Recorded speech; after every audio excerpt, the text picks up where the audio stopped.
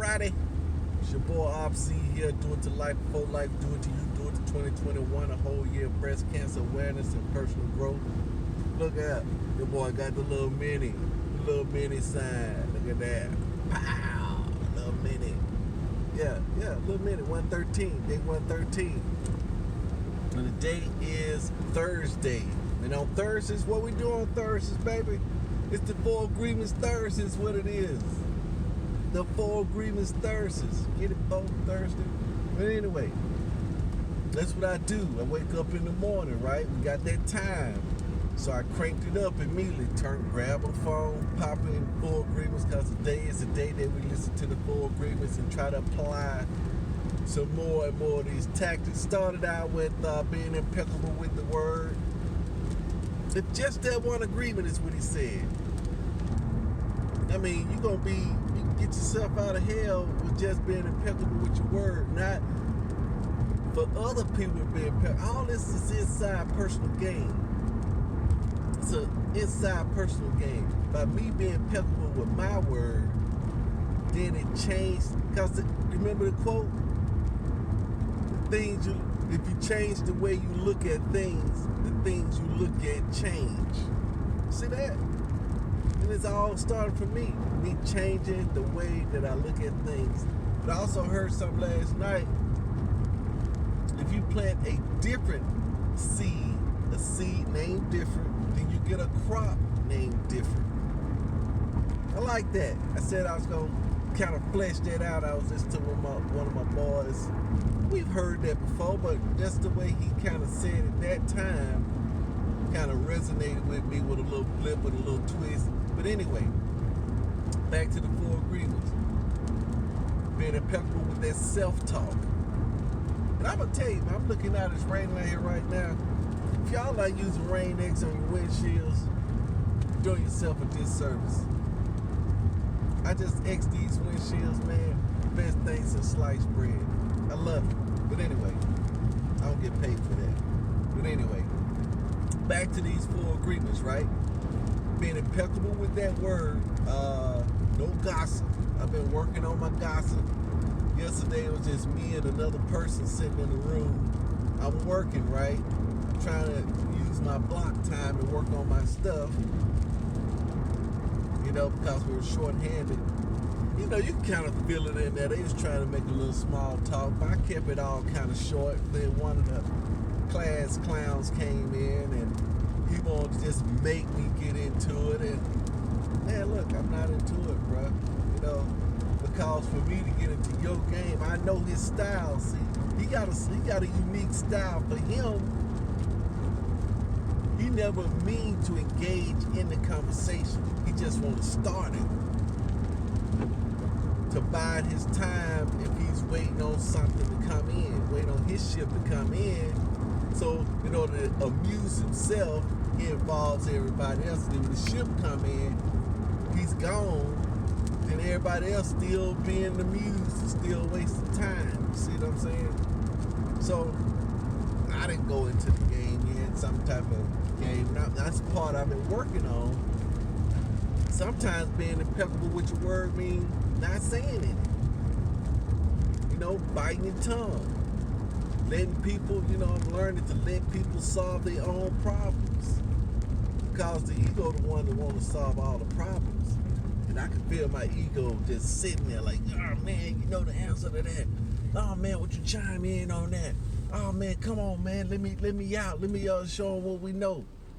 I'm like, nope, we're not getting into it. We're going to stay focused on this task. We're going to stay focused on this 411, and this GPS is what we're going to start staying focused on.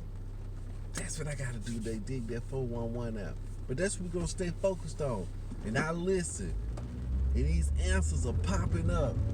And they keep asking these questions, these easy questions. I can chime in and get some credit. Pat myself on the back. But I want to be impeccable with my word so I don't say any. You see what I'm saying? Sometimes silence is better than talking. So that's what I'm working on at work, is just biting my lip, listening. Now I haven't stopped listening. I'm listening.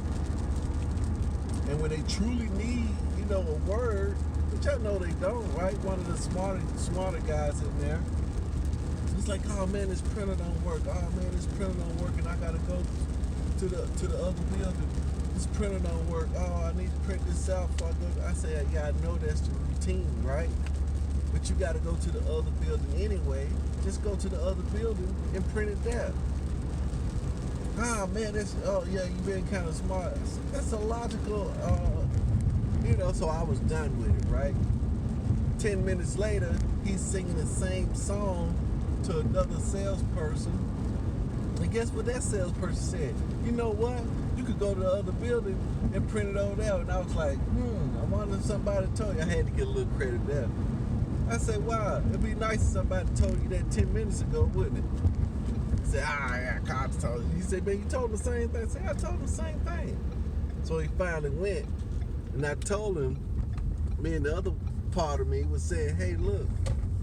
I said, look, man, cause some gossip.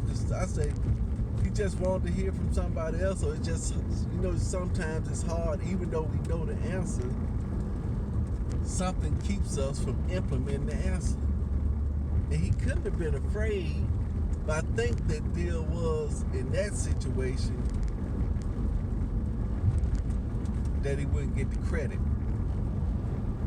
He would rather stay and fix the printer. And that's what me and the department say, yeah, sometimes, man, you want to just sit there and fix it. Yeah, sometimes we sit there and want to fix stuff when we should just leave it alone. Go buy something new, go do something else. But our ego's in there. Hey, I want to fix this. I want to find an answer out to this little riddle. How much did George Clooney make last year? Don't mean nothing, right? But cause somebody planted their seed. Now your brain kind of goes down that rabbit hole trying to do its job, which is come up with an answer. That's what the brain does. So these are type of exercises that I'm doing in the office. All my other years, I've been the one that want to come up with the answer. Want to come up with the answer. Just like, when you're dealing with your kids, you always want to come up with the answer. So I'm biting my lip on that stuff. Hey, if they don't involve me, if it ain't juggling, it's going to cost you a significant amount of money or pain or whatever, just listen. I mean, one time my daughter did something, and, I said, well, you didn't, mention it to me. Oh, you heard us talking about it. I said, yeah, that's the thing that I'm working on. If I hear, grown-ups talking about stuff, that don't mean I should butt in. I should sit back and then just listen. That's what I should do. And that's what I did. I sat back and then I listened.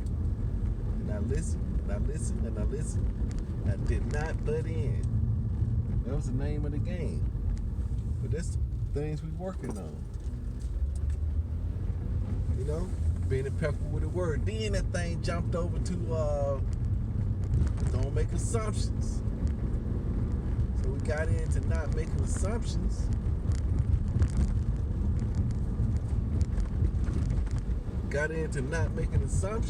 Man, that was powerful. That was some powerful stuff. Don't make assumptions. We can always, that's the brain coming up. I tell you, most of this stuff, man, is just, we just become aware of what our brain is doing. What's actually, how it's running the show that, hey, look, hey, I see how you running this show and I don't like it. We just come to grips on that, just start watching our brain and watching our thoughts. I mean, that's going to be the key thing. That's basically what we're doing. We're trying to uncover that there's a spy among us, somebody else running the show, and we want to run our own show. So we just becoming aware of what's been going on and what it's doing. Is MO, is mode of operation. And once we know what it's doing, then we kind of shut it down. You know what I'm saying? So that's what it is, for real though, for real. Just taking that extra minute, just being aware of what's going on. Awareness, and that's why I'm doing. I tell you, breast cancer awareness. But the part it's starting to shape up. The part that I want to be more aware about is the mental state of the breast cancer patient. So I'm gonna find out, reach out to an organization that kind of deals with the mental state of the breast cancer patient, also the mental state of the family of the breast cancer patient. Because I think that those thoughts are very important, and wrangling those thoughts in, because they're going through pain, they're going through, ain't no telling what their brain, because they're isolated, they're telling what their brain telling them. People come in the room, now you got this certain level of isolation, that people don't understand what you're going through. You know what I'm saying? So that's the part I want, the mental side of breast cancer awareness, what I want to kind of focus on. That's what I want to focus on. Alright, so there we go. You got it laid out. Come on over, my friend. That's what we're going to concentrate on. Where's your boy IZ here? Do it to life before life. Do it to you. Do it to 2021. A whole year of breast cancer awareness, mental breast cancer awareness, and personal growth. I like that. Yes. We'll do that. Personal growth. Peace out.